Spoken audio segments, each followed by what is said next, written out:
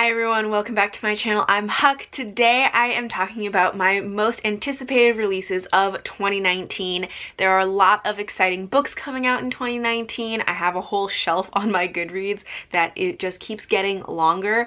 But in order to keep this video from being a million years long, I have narrowed it down to 13 books, which still feels like a lot, but I have 13 books here that are my most anticipated releases of 2019 at this moment. Of course, there are more that will be released throughout the year or announced throughout the year, but right now, these are the ones that I'm excited about. I'm going to be going through the books in the order of release date, except for this very first book, because it doesn't have a release date yet, which is The Exiles Gift by Tamara Pierce. This is the second book in the Numair Chronicles. It doesn't even have a cover yet, but it is said to release sometime in 2019.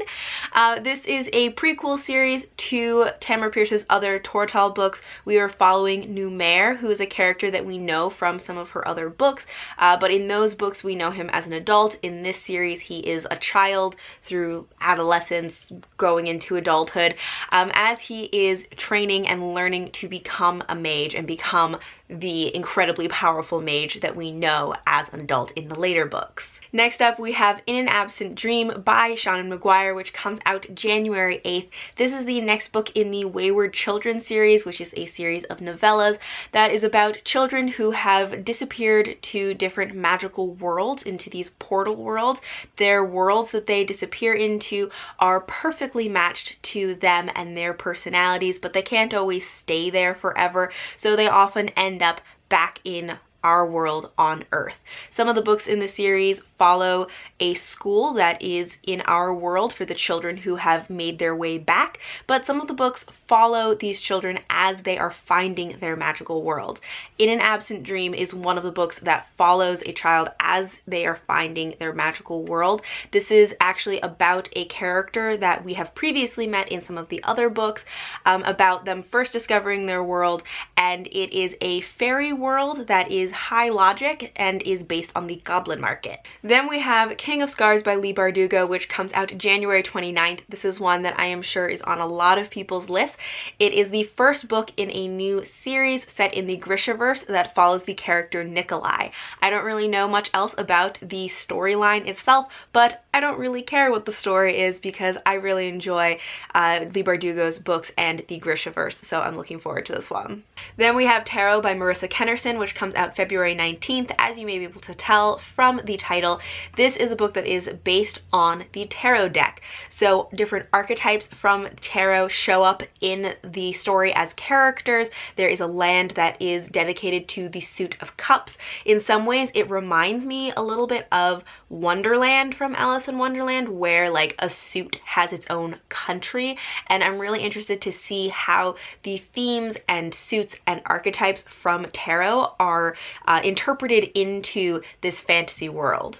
Next we have Sherwood by Megan Spooner, which comes out March 19th. This is a Robin Hood retelling that follows Maid Marian because Robin Hood has died and left Sherwood and Nottingham unprotected. So Maid Marian takes up the mantle of Robin Hood and becomes the new Robin Hood of Sherwood. Then we have a debut novel, which is Wicked Saints by Emily A. Duncan, which comes out April 2nd.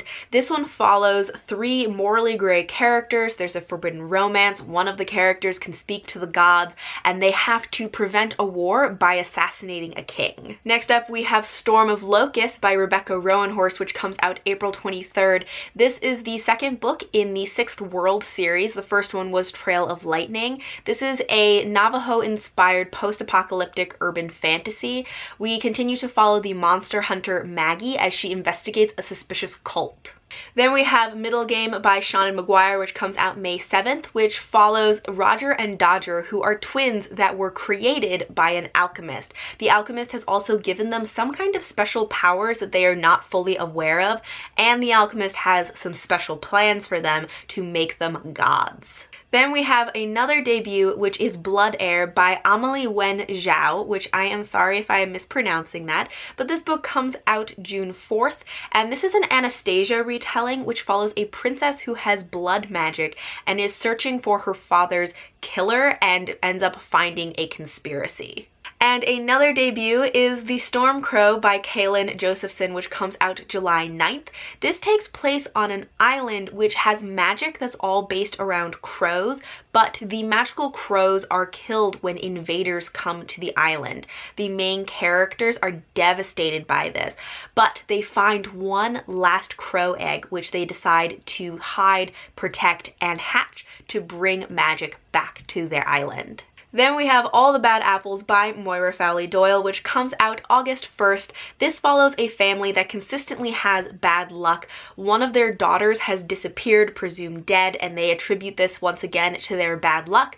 But then they start to hear from her through letters saying that she is actually in search of the root of their family curse, because she believes that their bad luck is actually a curse which can be broken. Then we have another debut, which is House of Salt and Sorrows by Erin A. Craig, which comes out August 6th.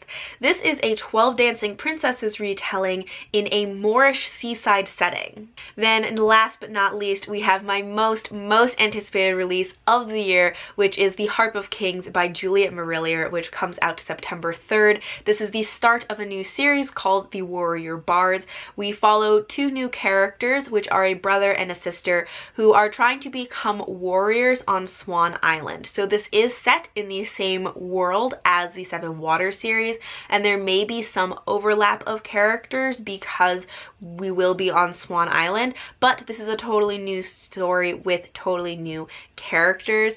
Juliet Marillier is one of my all-time favorite authors, so to get anything new from her is always exciting, but I'm especially excited that we are getting something that is set in the same world as Seven Waters, and that we will get to learn more about Swan Island and the Painted Men. So that is all for my most anticipated releases of 2019. There are a lot of exciting books coming out. Let me know in the comments what are some books you're excited about that are coming out in 2019. Also, if there are any books that I missed on this list that you think I would love, please let me know. Thank you all for watching, and until next time, bye!